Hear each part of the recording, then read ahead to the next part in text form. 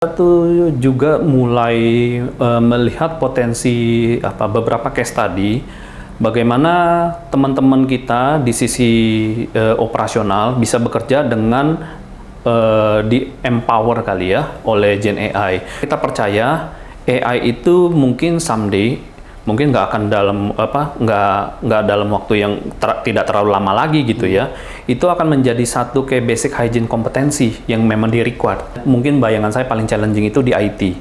Kita belajar, belum selesai belajar, teknologi berubah lagi gitu.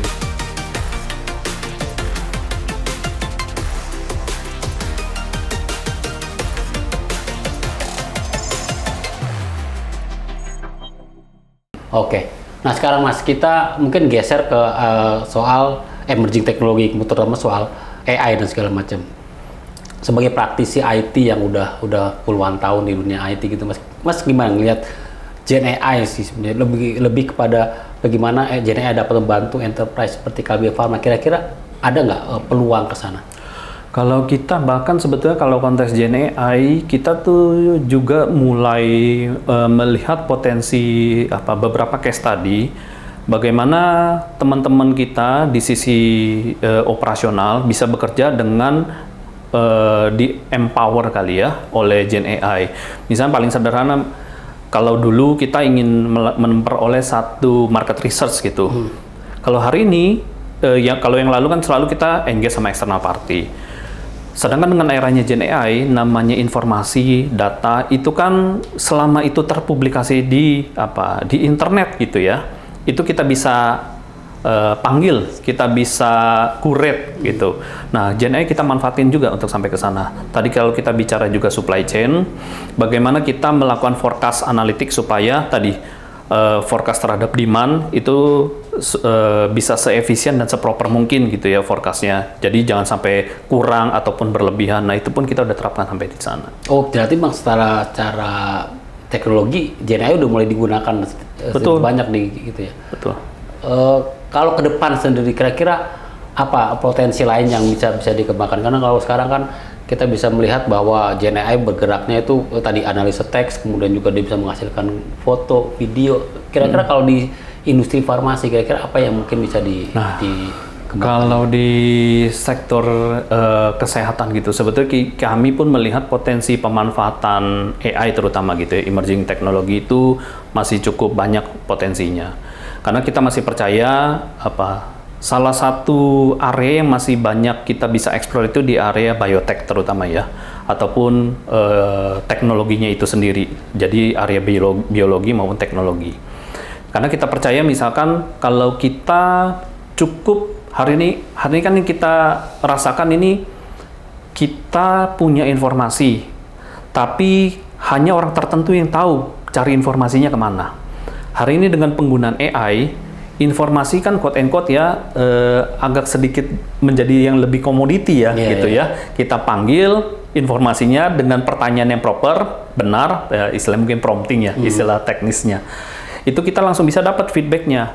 Kalau dulu kan kita kalau mau cari, kita harus cari yang tepat, baca yang benar, lalu tafsirkan informasinya. Kalau saat ini yang seperti itu, yang dulunya mungkin kita butuh sosok yang expert. Mungkin kita bicara expertise dokter, nutrisionis gitu. Nah, hari ini kita sedang berpikir bagaimana potensi penggunaan AI bisa juga membantu analisa-analisa teman-teman mungkin di dokter, nutrisi. Jadi nggak bicara hanya dari sisi konteks yang operasional gitu ya. Tapi juga bisa leverage lagi kemampuan teman-teman dalam memberikan pelayanan. Misalkan untuk analisa produk gitu, analisa mungkin profil kesehatan, jadi customer journey-nya seperti apa, product journey atau service journey yang proper untuk para konsumen kita seperti apa. Nah, itu kita manfaatin ke sana. Oh, jadi kesempatan sebenarnya malah terbuka luas ya dengan Betul. itu.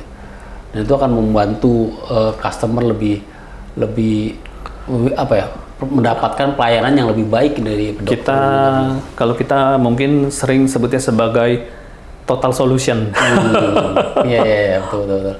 Oke, kalau Mas Dhani sendiri dalam konteks pekerjaan sehari-hari sebagai seorang IT gitu, gimana pemanfaatan Gen AI di lingkungan kerja atau di keseharian Mas Dhani sendiri?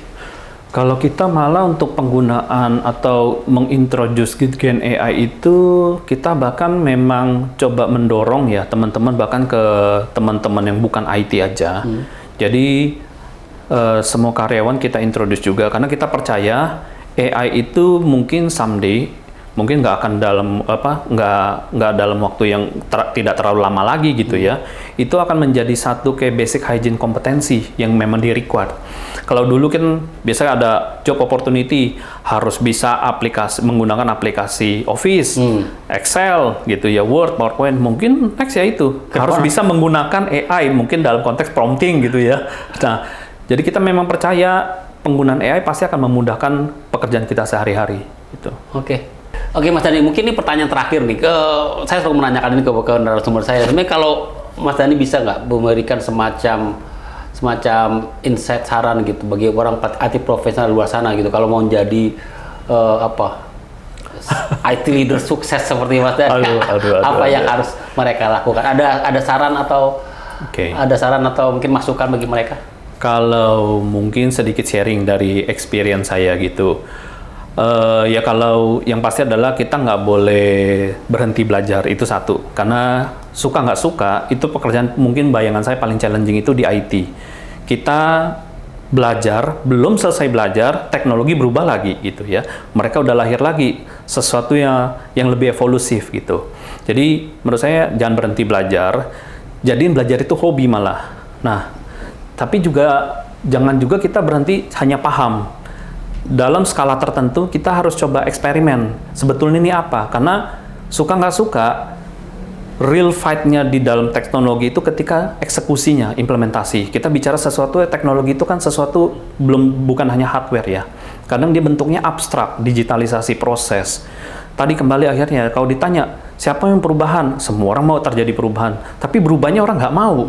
Nah, itu kan enemy yang sifatnya abstrak, nggak kelihatan gitu. Lawannya adalah kenyamanan diri kita. Nah, waktu kita ingin mengajak teman-teman user untuk berubah, kita sendiri harus tahu dulu sebetulnya operasional ataupun bisnis prosesnya mereka apa. Jadi kita nggak bisa hanya berdiri di perspektif IT sebagai orang IT. Jadi kita harus tahu detail, teknis operasional, sebetulnya yang kita deal tuh apa sih?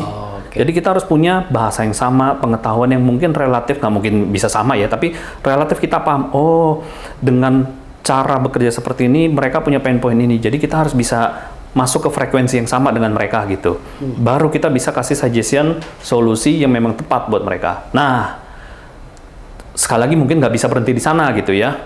Ambil lagi perspektif tambahan bahwa kalau kita sudah bisa memberikan solusi, tentunya kan kita harus bisa mengukur tadi. Karena di sesuatu yang abstrak, kita harus bisa set key success parameternya itu apa. Karena kalau nggak, ada yang bilang puas, oh ya IT bagus, serving kita dengan baik, yang ini bilang enggak, buat saya nggak cukup.